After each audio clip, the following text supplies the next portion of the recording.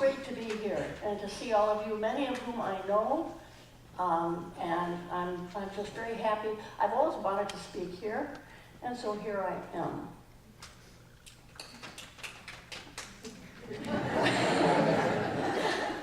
My topic today is the problem of evil, and we had quite a rousing discussion about that at the 9 o'clock group, and the people in that group anticipated many of the things that I have to say. It's an uncomfortable topic, isn't it? It's uncomfortable for me standing here in front of you wondering what on earth I can add to a discussion that has gone on ever since the first human beings lurched out of caves and formed communal groups. Not to mention a problem that's preoccupied prophets and preachers, from Isaiah to John the Baptist, and from the Puritan Jonathan Edwards to televangelists like Pat Robertson and John Hagee. I'd like to review briefly what some philosophers and thinkers have had to say about the topic of evil. Socrates and Plato believed that it stems from ignorance. Socrates said that no one commits evil knowingly, knowing that it is evil. Aristotle had a little different riff on that. He thought it was motivated by the ignorant desire for domination and luxury. And we've all heard that old saw that the root of all evil is love of money. And that does seem true when you peel back the layers and look at all of the unresolved problems we face, from climate change to prison reform. Contemporary philosophers, however, are often surprisingly anxious to distance themselves from, I suppose, from the religious connotations of the word evil. And that means that many of them refuse even to discuss whether it exists, much less where it comes from.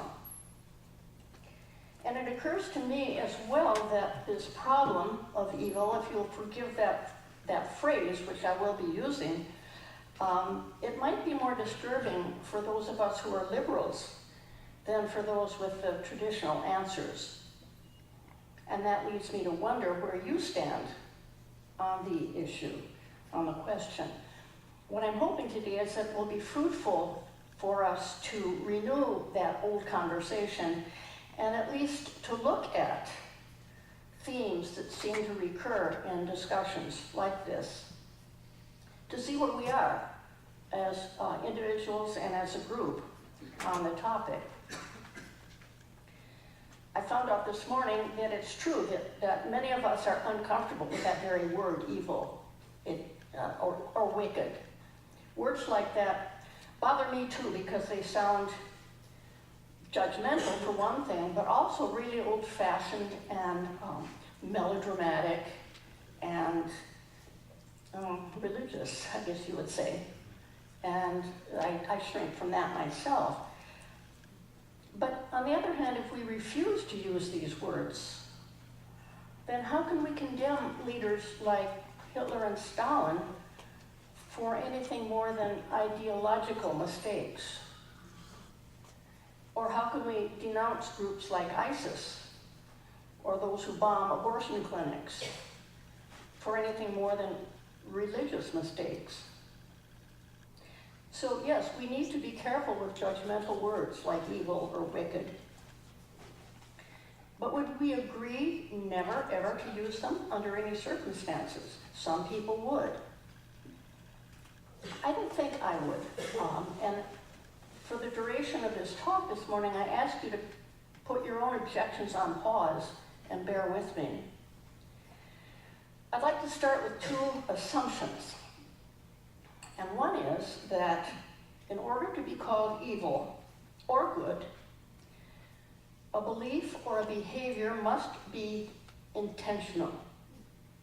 It must be intended by the person who perpetrates it. It has to be deliberately chosen, consciously chosen.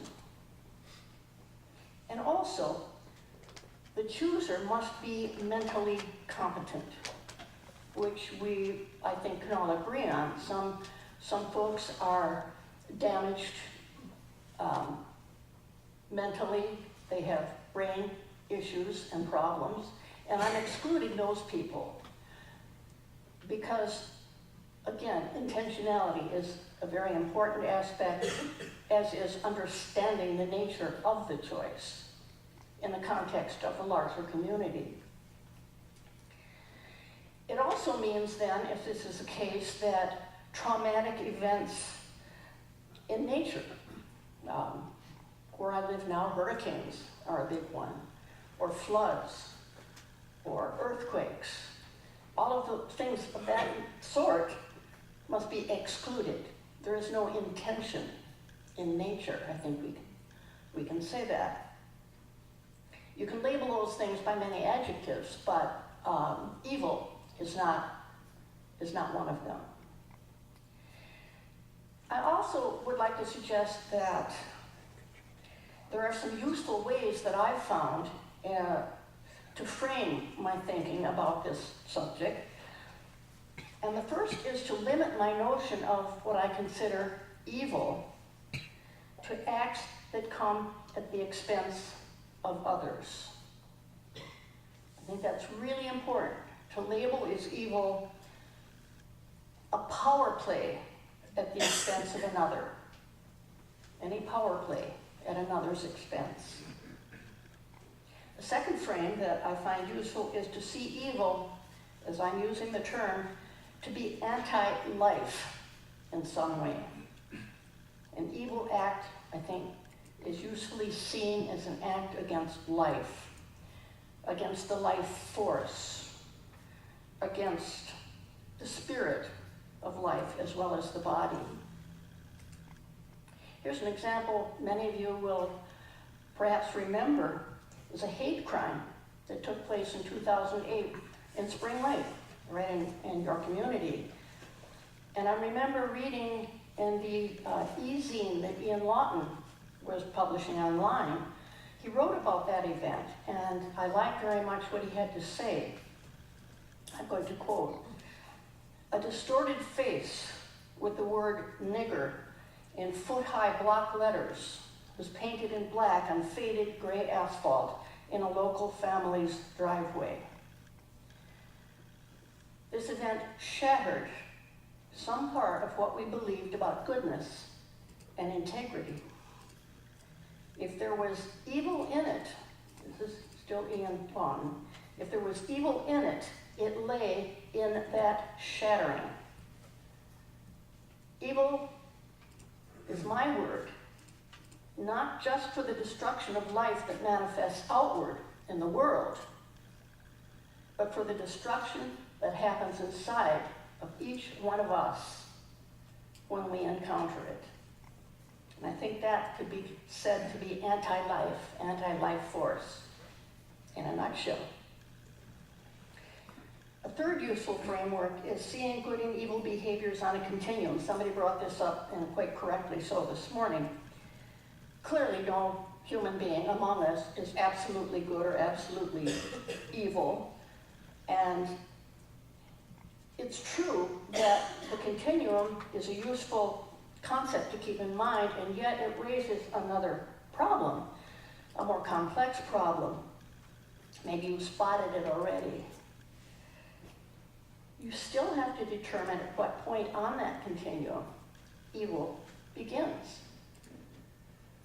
Does it start with a harsh word or a self-serving lie? Or must we wait for some major atrocity like so-called ethnic cleansing before we say, there, that's it, that's evil, that's where it starts? Difficult to know. So to sum up these three qualifications, I'm defining as evil anything, an act or behavior committed at the expense of another, an act or behavior that in some way is anti-life, and it is on a continuum. It exists there on that continuum. But now we come to the question of, well, what causes evil in the first place?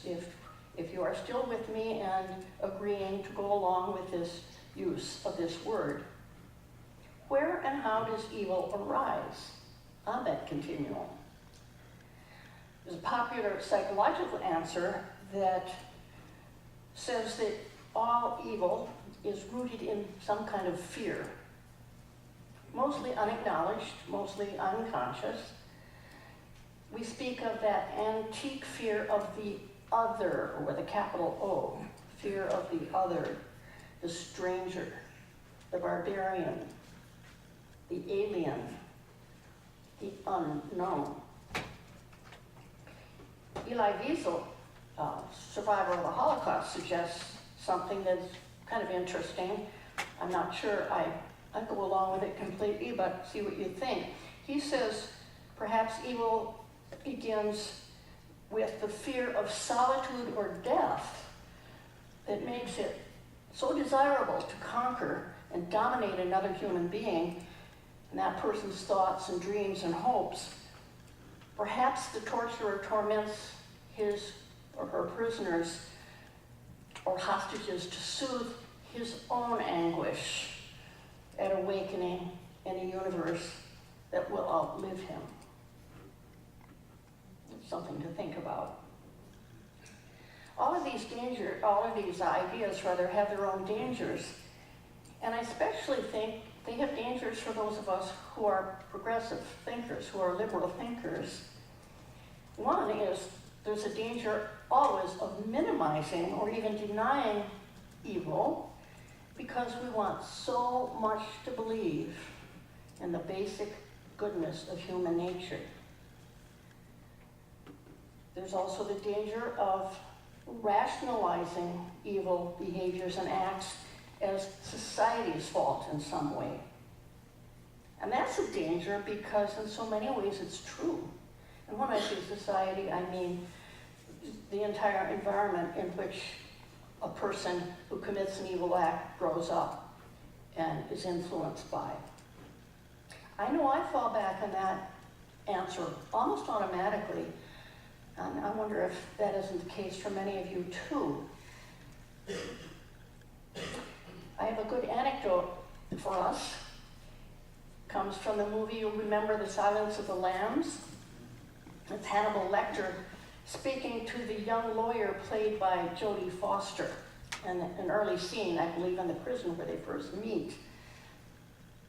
"Nothing happened to me, Officer Starling," he says mockingly. "Nothing happened to me. I happened. You can't reduce me to a set of influences. You've given up good and evil for behaviorism, Officer Starling. Got everybody wearing moral dignity pants. Nothing is ever anybody's fault. Look at me, Officer Starling. Can you stand to say I'm evil?" That gives me the chills, that speech. I want to reinforce that point by quoting from someone that I will refer to frequently as I go on speaking today, and that's a Unitarian Universalist minister by the name of William F. Schultz, who's former president of the Unitarian Universalist Association, and he was also the former executive director of Amnesty International. So he knows whereof he speaks when he writes about torture. This is what he has to say about that. "Torture has influenced how I understand God, human beings, ministry, and the world. If anything deserves to be called unadulterated evil, torture does." Let's agree then for the moment that evil does exist. Let's agree that it shouldn't be minimized or explained away by a merely social explanation. And let's also ask where in our own privileged lives we might find evil and how to identify it. I'll offer 5 overlapping characteristics of what we might look for in this quest. And as I list them, don't forget the continuum. They exist on a continuum. First, chronic scapegoating. The danger for you and for me, and Leslie mentioned this morning, is the dehumanization of the other. We dehumanize them in large part by applying our own ethical and moral codes to cultures other than our own, who may not indeed share the same values. So we end up with in-groups versus out-groups, us versus them, religious liberals versus the religious right, one political party versus the other. Here's ISIS speaking. Our goal is to kill Obama and slaughter Christians. I have a shameful confession of my own, and I don't like to admit it, but it took place in my foolish youth many years ago. I could be heard to say many times, we should bomb those Viet Cong off the map. I can't disown my past self, I did say that, and I'm heartily ashamed of it. That is scapegoating. And those impulses to scapegoat live in all of us. Related to this is selective insensitivity to guilt. Selective insensitivity, as opposed to, say, the sociopath's inability even to feel empathy or guilt of any sort. Let me give you an example.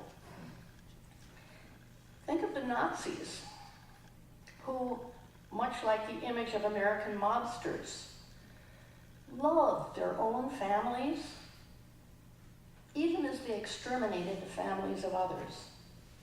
They were insensitive selectively, having dehumanized those others. Third, there's willful narcissism. That's not merely a lack of conscience, but a deliberate, cultivated ego inflation. Again, think of Hannibal Lecter. And that's fiction, but alas, history is rife with Genghis Khans and Attilas and Vlad the Impalers and the Neros and the Caligulas. And in our own time, the Pinochets, the Mugabes, the Papadaks. My conscience is clear, said Pol Pot, after having killed millions. That is willful narcissism. Fourth is moral inversion. And the evil people who imagine themselves not only to be not evil, but they imagine themselves morally pure, while others are not. They so successfully redefine, and I would say project, their own evil that they really believe their actions are morally good. A number of dictators surely have shared this perspective. A final characteristic that follows from this moral inversion is the absence of self-hatred. Talking this morning to the children about that bad feeling that we get, all of us, when we've done something bad that we know is not quite right. That, I call it that icky feeling when we haven't behaved with integrity, when we've allowed self-serving or dishonest motives to conquer our higher selves. So, I'll sum that up. Perpetrators of evil chronically scapegoat the other. They are selectively insensitive to others. They cultivate their narcissism. They see themselves as morally pure, and they don't feel a bit guilty. Well, when and where do we encounter such people? Here's the kicker, at least according to Reverend Schultz, whom I quoted earlier. I have talked to dozens of survivors of torture, read hundreds of others' accounts, he says, and who are the torturers? Are they madmen? Deviants? Hardened criminals? Sexual predators? Almost never. In fact, most police and military units weed out these types as psychological misfits because they are not good at taking orders. The horrible truth, Schultz goes on, is that the vast majority of torturers are average Joes, and on rare occasions, Janes. Can that be true? That the majority of evil in history has not been perpetrated by tyrants, and I've named several, but by people like you and me? Ordinary people who believe that their own actions are normal. That has to be important. I think it's important because understanding that this capacity for what I'm calling evil, by the definitions that I've given, that capacity is inside all of us. In the reading this morning, we heard capable of the greatest kindness and the greatest atrocities, all in a single species. Well, what can we do about that? Obviously, recognition of it in ourselves is the first thing.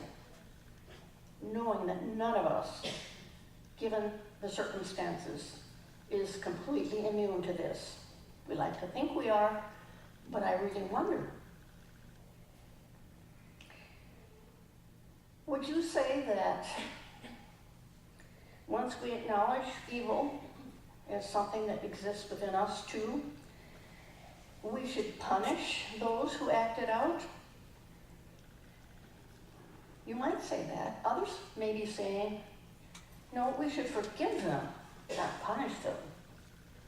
And I think both statements are true. Those who say one thing are correct, those who say the other are also correct. It's been argued that to punish is to return evil for evil, but I don't agree with that. I believe capital punishment is vengeful, and I would disclaim capital punishment completely.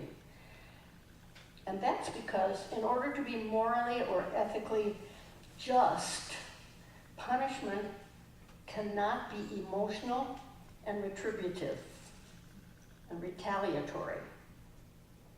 And I think capital punishment is that. It's revenge. Rather, the punishment, to be just, has to be impersonal. It cannot take pleasure in punishing. And that means that only governments, flawed as they are, can impose punishments that I would consider ethical. Reverend Schultz again. When it comes to deciding right and wrong, when it comes to assigning worth and dignity, the individual is not the final source of authority. Why not? Because without reference to the values of the world community, not of any one nation alone, our individual judgments are fit only for a desert island on which we are the only occupant. That's a pretty strong statement. Understand, please, that punishing evildoers as a society does not do away with each individual's need to forgive. I think those are two separate realms. The societal realm and the personal realm. We can each say with perfect logic, I believe that as a society we should punish evildoers, and I believe that as a compassionate person and for my own good, I must somehow forgive evildoers. Now, the power of forgiveness is a talk in itself. I'm sure you've heard many. I actually have one in my own files. Like many of you, I imagine, I have a knee-jerk response to that. Forgive your enemies.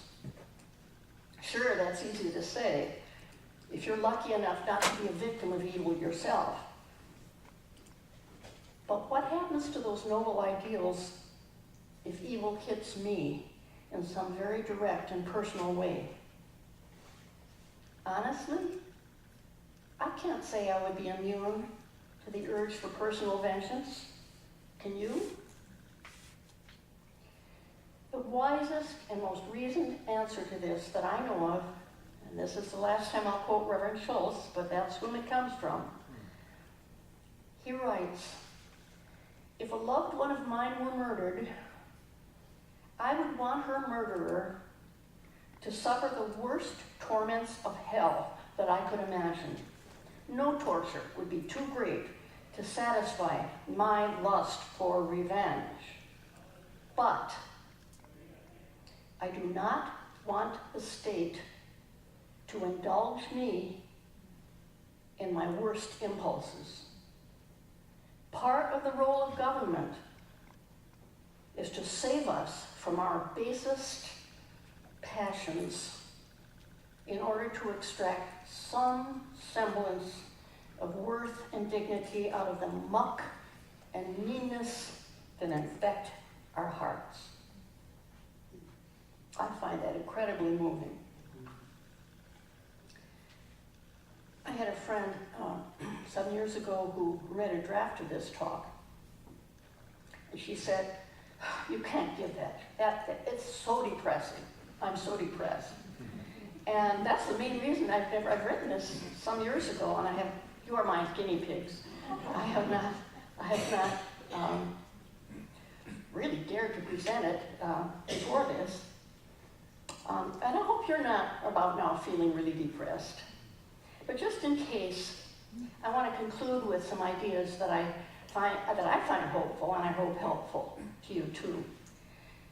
It's hard.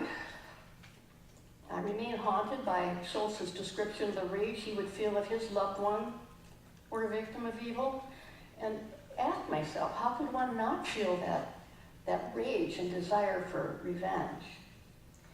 But at the same time, I know that